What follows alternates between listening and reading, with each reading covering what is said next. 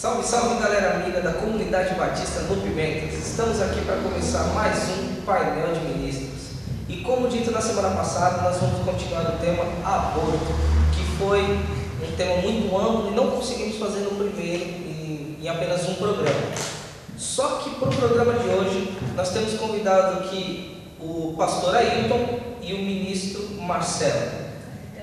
E eu já vou começar já perguntando a 1000 por hora, porque esse tema ele é bem complicado. Vocês estão prontos? Então vamos lá. Primeira pergunta é, relembrando da semana passada algumas perguntas que já foram feitas, tá?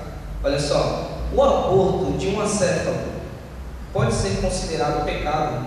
No caso dos acéfalos, são as crianças, os bebês ou os fetos que não têm cérebro. É feito o exame morfológico no embrião, percebe que tem um corpo, pode estar até bem desenvolvido, bem formado, só que pode acontecer de não ter massa cerebral nenhuma. Então, como nós trabalhamos do ponto de vista de que a vida não está limitada ao corpo, está limitada à parte física, mas a vida ela excede a parte física, e esse ser espiritual que excede a parte física se manifesta no mundo físico através de um mecanismo físico, no caso seria o cérebro, uma massa cefálica, não havendo essa massa, não havendo esse cérebro, então essa mente não existe para aquela criança. Então, a grosso modo, para dizer o seguinte, da mesma maneira que se você pegar uma parte do seu corpo, você cortar uma parte do seu corpo, e ainda que durante alguns minutos ela fique com vida, e aquela parte do seu corpo não é mais o seu corpo, mas faz parte da sua vida, então um corpo que não tem o cérebro que não tem uma mente por trás, não pode ser considerado uma vida, não existe uma vida ali. Então, se aquilo de alguma maneira progredir, não vai progredir aquela gravidez, mas se progredisse e viesse a ser retirado, não poderia ser chamado de nascimento. Na verdade, foi uma massa biológica que foi tirada e não tem crescimento. Ela não vai viver porque não tem cérebro, não tem mente por trás, não tem um ser espiritual. Então, nesse caso, do ponto de vista biológico, não do ponto de vista ético, moral, ou até do ponto de vista sentimental de quem gerou aquele corpo ali, mas do ponto de vista biológico, aqui não é um pedaço de um corpo que precisa ser retirado como se fosse um mioma, como se fosse uma parada, como se fosse algum tipo de problema. É um corpo que não tem vida. Então não se trata de um aborto, estou tirando uma massa biológica dentro de um ser vivo que não tem vida em si mesmo. Essa massa que está sendo tirada não tem vida. É um pedaço de carne, vamos dizer assim, grosso modo, que não tem vida por si só. Então, nesse caso, não pode ser considerado um aborto. Se houvesse ali alguma massa cefálica, não importa que quantidade fosse, e que desse condições da mente espiritual trabalhasse através daquele corpo, fluísse alguma vida, poderia ser a menor quantidade possível de massa, a menor quantidade possível de manifestação do ser espiritual da mente, seria considerado um aborto, porque foi gerado uma vida ali e foi tirado. Mas nesse caso, no caso da cefalia, não. Cefalia completa. É uma questão de preservação da vida de quem supostamente ia gerar. E se isso é uma anomalia, vamos assim dizer. Como qualquer outro tipo de anomalia, que você pode ter um caroço que cresce, aquele caroço tem que ser retirado para que se preserve a estabilidade física de quem contraiu aquele caroço. Nesse caso, como não há nenhum indício de vida, como o nosso mesmo falou, então a retirada, vamos colocar, dessa anomalia tem que ser feita até mesmo por uma questão de preservar a vida dessa pessoa. E aí nós vamos entrar num outro princípio bíblico, que é a questão de mordomia do corpo. Qualquer tipo de corpo estranho que seja no seu corpo que faça mal, o corpo vai ter essa estranheza, você vai ter que tomar algum medicamento, procurar um profissional que possa amenizar essa estranheza que tem no seu corpo.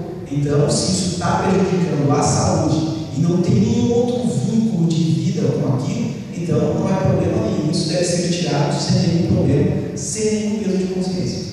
Uma comparação bem interessante para pensar nessa resposta seria quando os médicos operam, por exemplo, alguém que tem um órgão a mais. Como, por exemplo, uma pessoa que nasce com 6 dedos numa mão, no pé, por exemplo, o médico não tem dúvida, ele manda tirar aquela parte a mais. Está tirando uma parte do corpo do sujeito que está vivo, faz parte dele, mas que não faz parte do ser dele. É uma anomalia. Então não tem vida por si só. O médico vai tirar aquela parte. Então é que a gente, quando pensa no uma gravidez, inevitavelmente pensa que ali já existe uma vida, mas do ponto de vista biológico não existe uma vida, é como se fosse um dedo a mais que precisa ser cortado. Claro, se o seu dedo é um ser independente, sozinho ali, você não vai mexer porque é uma vida, mas nesse caso não tem vida, como o dedo sozinho do corpo não tem. Aquele corpo que está ali, sem o corpo da mãe, não existe. Se chegar a desenvolver aquela gravidez, que não acontece com fazer a cefalia, e vier ter um parto, não pode ser chamado de parto, né? Ser retirado daquele corpo de lá, tirou da barriga da mãe, não sobrevive, não chega a nascer porque ele não tem estrutura biológica para ter vida e dá espaço para a manifestação da vida, que é muito diferente de uma pessoa que tem um problema mental, tem uma cefalia parcial, mas que a mente se manifesta, aí você tem uma vida independente. Então, essa comparação das mãos, mas é bem elucidativa nesse sentido. Do ponto de vista teológico, nós vamos trabalhar a questão do pecado. Sabemos que o pecado traz essa deturpação de tudo que é original, de tudo que é essencial do ser humano. Por conta do pecado, é que o ser humano padece, por exemplo, do câncer, de anomalias que provocam a sua estrutura física. Sabemos que não fosse por conta do pecado, esse tipo de anomalia não aconteceria. E na questão da gravidez, algumas anomalias podem acontecer que necessariamente não venham conceituar uma gravidez propriamente dita. Então, o ser humano, em toda a sua compreensão fisiológica, ele está suscetível a algum tipo de anomalia, que aí, se nós formos discutir isso teologicamente, vamos ver essa raiz do pecado. E se houver o risco de morte para a mãe, pode se justificar o aborto? Bom, no caso de risco de morte para a pessoa que está grávida, mulher que está grávida, então, como eu disse na semana passada, o princípio a ser aplicado aí, o princípio do humano, é o mesmo princípio aplicado à pessoa que trabalha com segurança, por exemplo, a pessoa não guarda no mar, por exemplo, salva-vidas, se ele vê duas pessoas em alto mar, se debatendo, se afogando, e ele tem que pular e só pode salvar uma naquele momento, é uma pessoa de 40 anos e uma criança que ele vai salvar primeiro. Vai pular e vai salvar a criança primeiro. Por quê? A gente acha que porque crianças e mulheres primeiro, né? Então, se tem um homem e uma criança, vai salvar quem? A criança. Se tem ali uma mulher e uma criança, salva quem? A criança. Se tem um homem e uma mulher, salva quem? A mulher. A gente tem isso desde pequeno. Mas de onde vem essa lógica? Essa lógica vem da sobrevivência. A mulher é muito mais importante para a sobrevivência da espécie do que o homem, nesse sentido de dar a vida. A mulher pode dar a vida nesse sentido, né? A criança tem uma perspectiva de vida muito maior do que um adulto. Então, qual é a lógica por trás? Eu vou salvar a criança primeiro, porque ela tem mais tempo de fornecer alguma coisa útil para a sociedade, ela é mais útil para a sociedade. É um raciocínio frio, mas é o que está por trás dessa nossa frase: homens e mulheres e crianças primeiro. Então, esse princípio social tem que ser aplicado também no caso de uma gravidez como essa. Há um risco de morte ali para a mulher, mas quem vai produzir mais para a sociedade? A mulher já tem 20, 30 anos no porto, ou a criança que não nasceu, não está para nascer. A mulher talvez tenha mais 30, 50 anos, e a criança que está com mais 80, 100 anos. Então, do ponto de vista social, a criança tem mais tempo, mais condições de produzir mais. Então, salva-se a criança primeiro. Esse princípio é usado em qualquer tipo de salvamento, mas quando chega na questão do aborto, a pessoa inverte: opa, então vamos preservar a mulher. Não, mas se for usar nesse sentido social, você vai preservar a criança. No sentido teológico, se você pegar o que a Escritura diz, então ali você tem que fazer o possível usando da ferramenta da fé, da oração, vamos orar, vamos pedir para que Deus intervenha, mesmo que do ponto de vista da ciência não seja possível salvar os dois, salvar ambos, vamos orar para que Deus faça um milagre e a ciência seja contrariada, os médicos descubram uma maneira ou de salvar os dois, ou mesmo que Deus intervenha sobrenaturalmente fazendo um milagre salvar os dois, vamos tentar salvar os dois. Mas se tiver que escolher, não, isso não acontece, o médico não chega, não tem como o médico chegar no momento e dizer o seguinte: eu vou salvar o outro, não tem como. Ele vai, na hora, ele vai se concentrar em salvar um dos dois, porque não vai fazer os dois ao mesmo tempo. Nesse momento, ele vai usar o raciocínio social: vou salvar a criança primeiro. Então, se ele tentar salvar a mulher primeiro, ele vai quebrar o princípio social de salvar a criança primeiro, o que vão produzir mais primeiro. E vai quebrar também o princípio bíblico de matar aquela segunda vida. Do ponto de vista bíblico, ele tentar salvar os dois. Mas não tem como fazer. Então, nesse caso, nem assim se justificaria um aborto, que teria que salvar a criança, não a mulher. Mas aí o marido vai ficar na orelha do médico, com a família, e que a criança não tem ninguém por ela. Se ela tivesse, na hora o marido, a mãe, todo mundo fala: não, tem que salvar a mulher, porque eles conhecem a mulher, já viu o rosto dela, o bebê não. Então vamos matar o bebê, que é mais fácil. Na verdade, vai ser o contrário. ele tem mais a produzir para a sociedade, ele deveria ser preservado e matar essa mulher. Mas isso nunca se chega num ponto desse. Se chega, não é uma coisa fria, agora eu vou escolher a mulher ou a criança. Não, eles vão tentando, os médicos vão tentando trabalhar com os dois, e às vezes, realmente, para preservar um e tentar salvar o outro, eles têm que se concentrar mais em um. Não quer bom, vamos desligar tudo aquilo que está mantendo viva a mulher e concentrar só na criança. Não existe isso, né? E, na verdade, eles vão priorizando procedimentos médicos, e aí acabam salvando mais um que o outro. Mas mesmo assim, também não justificaria matar a criança para preservar a mulher, mesmo que a mulher tivesse o risco de morte. Na questão do amor ao próximo, só pode dar esse amor ao próximo quem tem consciência de que tem capacidade que esse amor deve ser concedido. Nesse caso, a criança não tem consciência de amor ao próximo. Então, a consciência de amor ao próximo é de quem? É da mãe, é das pessoas que já têm essa consciência. Ela quer exercer esse amor ao próximo. Então, biblicamente, aí tem que se exercer o amor ao próximo. Como a criança não tem essa consciência de amor ao próximo, então esse amor tem que ser feito por ela. Aí já matou, tô cheio. E no caso de uma gravidez provocada por incesto, pode ser uma justificativa para o outro? Tanto a gravidez provocada por incesto, como provocada por estupro, ou por qualquer outra razão que venha configurar uma gravidez indesejada, né? Nenhuma delas pode justificar. Aí a pessoa diz assim, mas como é que eu vou conviver, por exemplo, com uma criança que tem problemas de saúde, porque o pai dessa criança, na verdade, é o avô dela. Então, é o mesmo sangue, vai ter se primo com primo, se casando, tendo filho, já tem uma possibilidade de um problema de saúde, quanto mais o sangue direto do sangue do avô, ser o sangue do pai, com a mãe, que também é filha, aquela confusão. Será que não vai ter um problema? Provavelmente sim. A possibilidade de um problema de saúde seja maior até do que se fosse não cumprir. Então, nesse caso, não justificar? Também não. Porque aí você está cometendo um pecado para justificar o outro, no caso do incesto. Então, como é que você vai botar em risco? Porque você não sabe se a criança vai ser com problema. Começa daí. Não vai descobrir quando ela se conseguir descobrir com detalhes qual vai ser o problema da criança, se é que vai ter, depois que ela já tiver bem desenvolvida, 3, 4, 5 meses. Né? O melhor que seja a medicina, não vai descobrir. Então, como já disse alguém, né, espera nascer, põe a criancinha lá e depois vai matar para ver.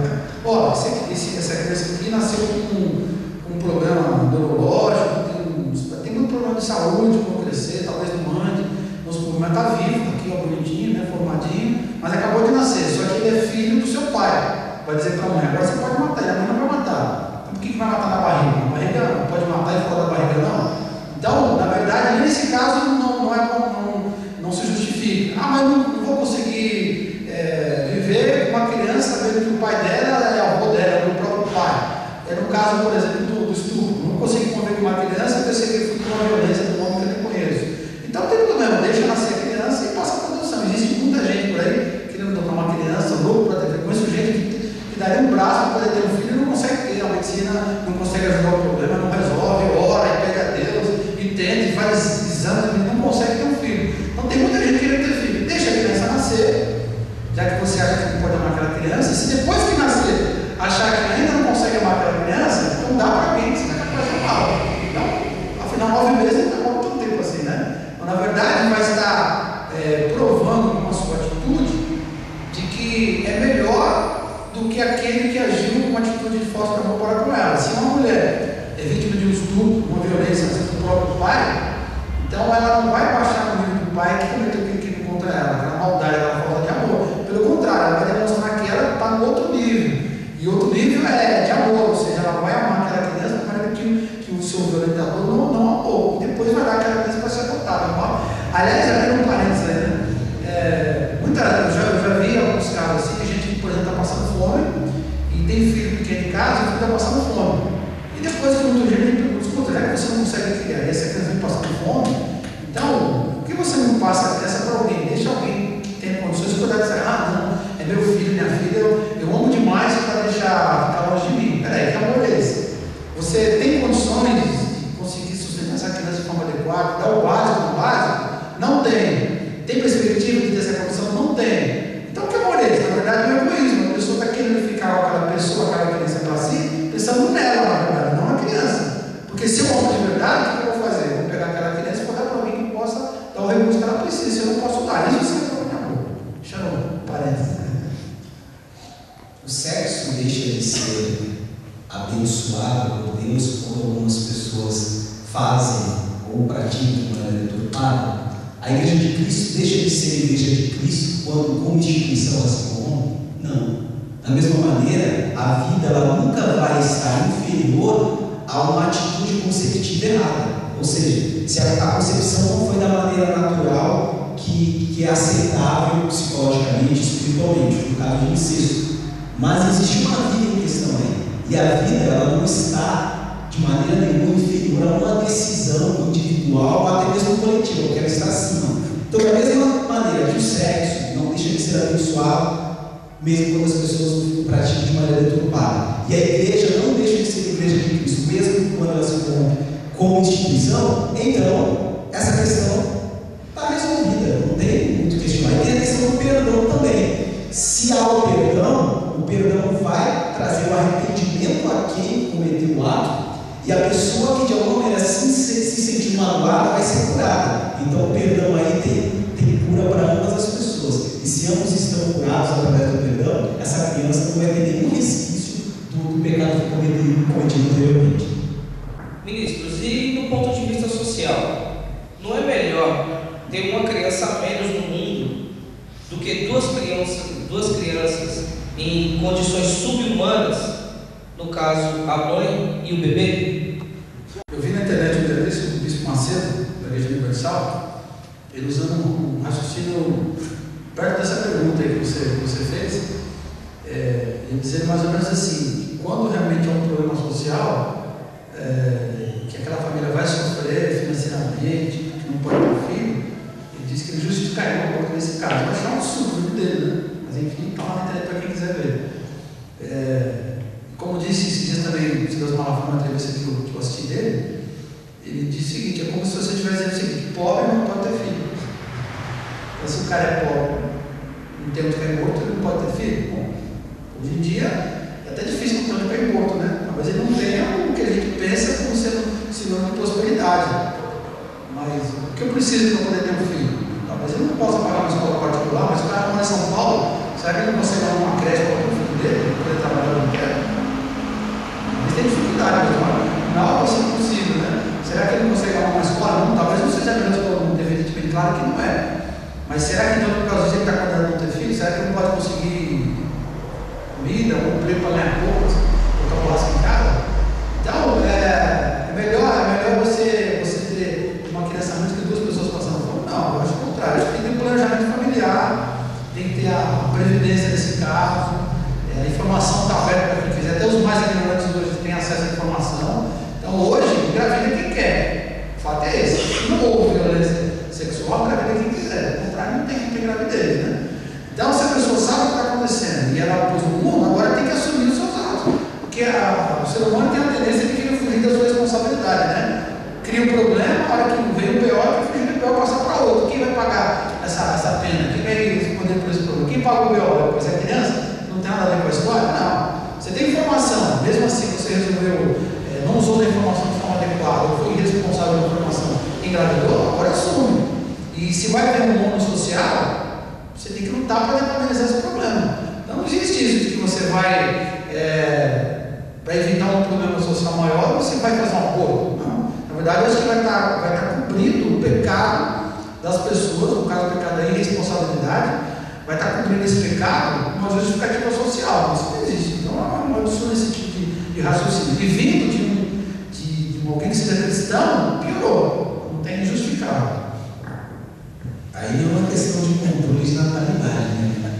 O controle de natalidade se dá na questão de planejamento familiar, o uso dos métodos contraceptivos. Isso sim é aceitável. Mas quando já há, aí vai usar o mesmo princípio da questão da vida que está acima de tudo.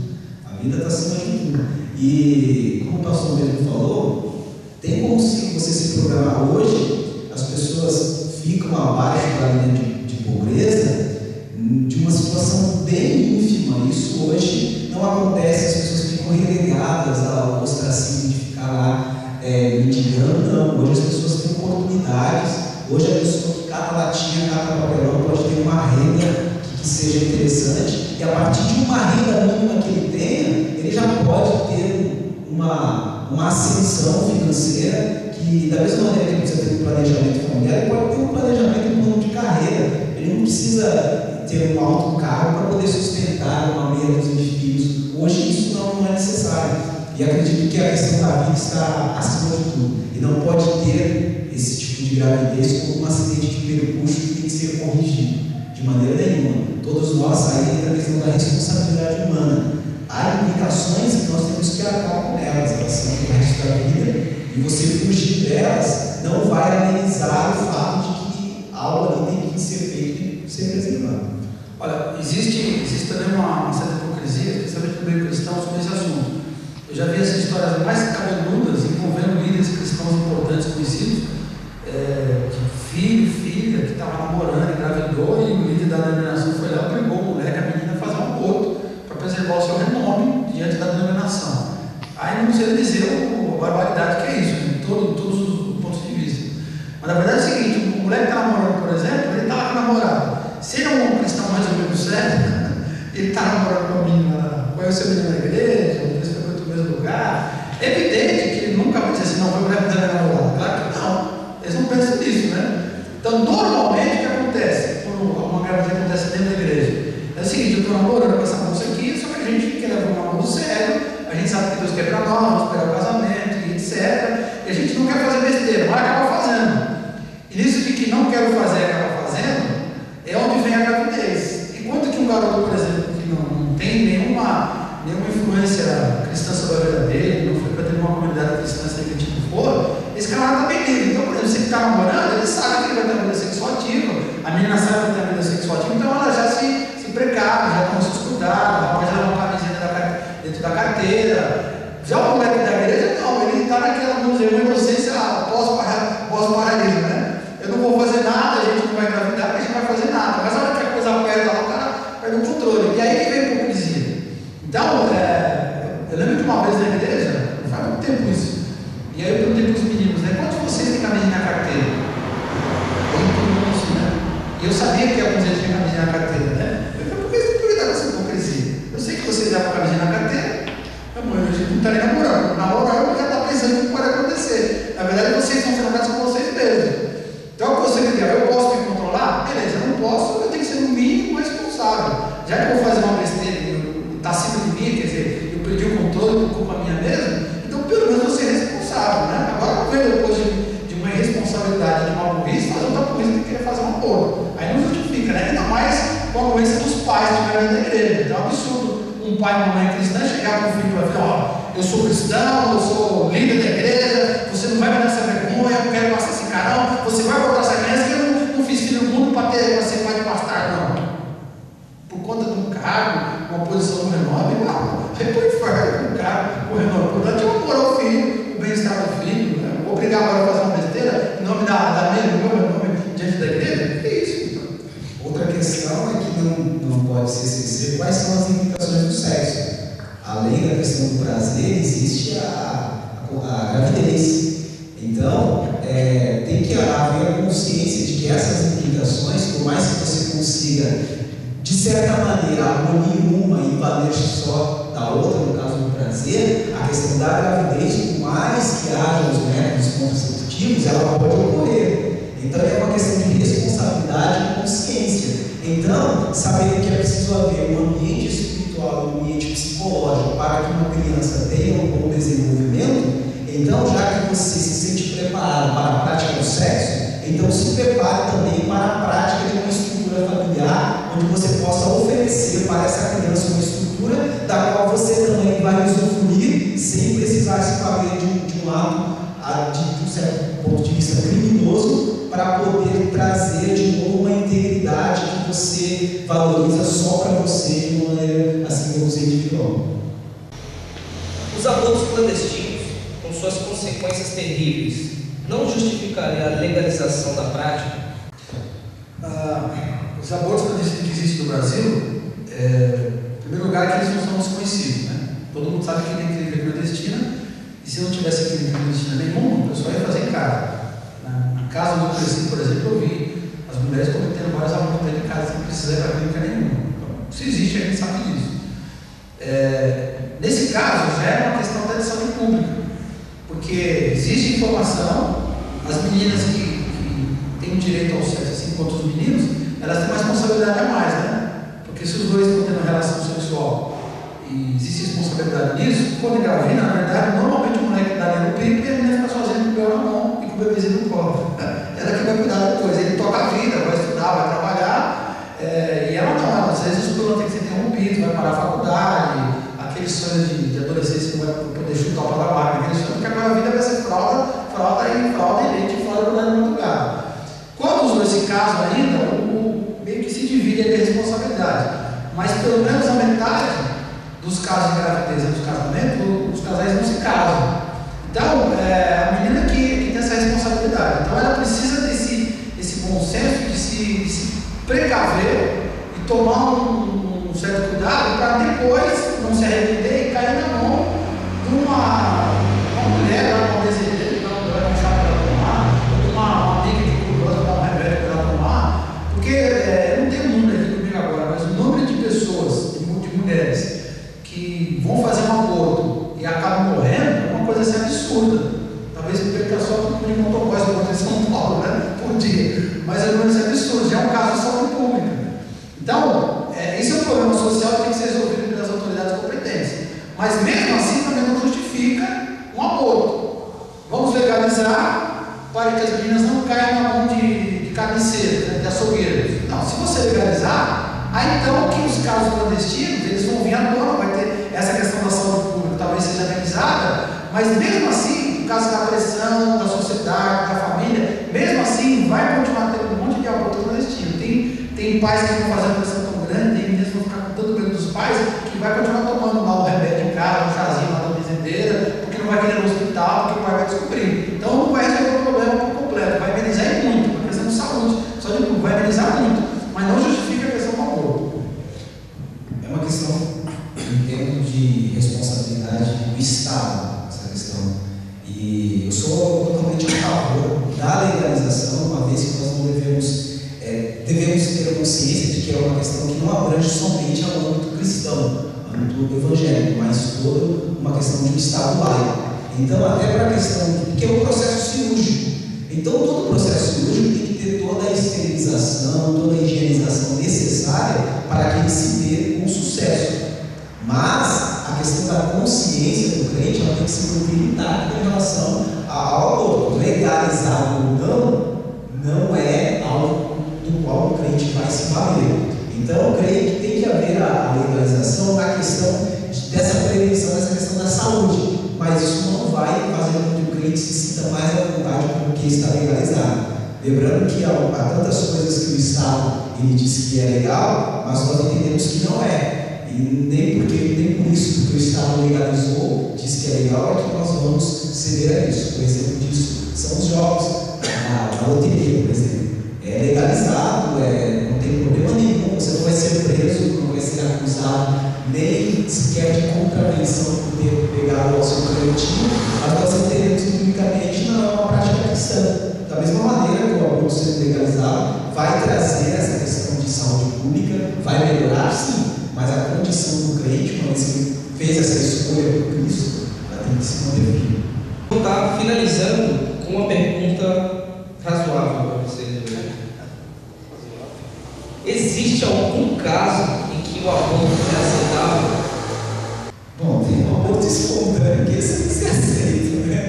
Esse aborto tem que ser aceito.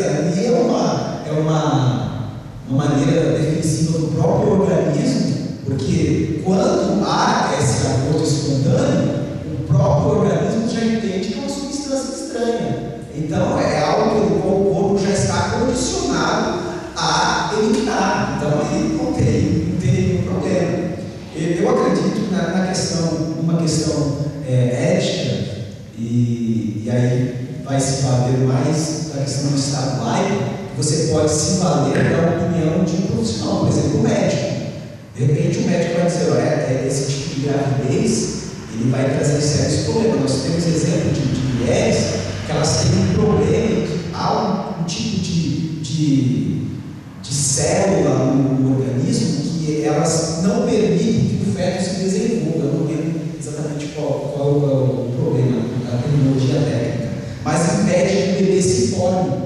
E aí, se não houver o aborto espontâneo, porque o aborto espontâneo ele pode trazer já algum problema. Então, o aborto induzido já vai evitar que a mulher no aborto espontâneo já tenha uma complicação, certo? Então, acredito que aí tem que se consultar uma autoridade no assunto e que ele te explicando todo o processo e aquilo trazendo inicialmente risco de vida para a mulher, já tem um problema na formação do feto. Então é uma questão que é de responsabilidade particular na hora que você já se atende de todas as, se precaveu de todas as orientações que o profissional possa te dar. Em questão de saúde, em questão da vida, eu acredito que a mulher pode ter esse direito de se preservar se há uma má formação. Às vezes é só uma massa que depois vai trazer maiores problemas para ela. Então eu acredito que essa questão da validade do aborto vai até na questão da formação do feto, que não está nem definido ainda, que acredito que pode ser uma coisa aceitável. Com essa resposta, vou estar encerrando o programa de hoje. Eu gostaria de agradecer a presença do ministro Marcelo Viana, do pastor Ailton Araújo.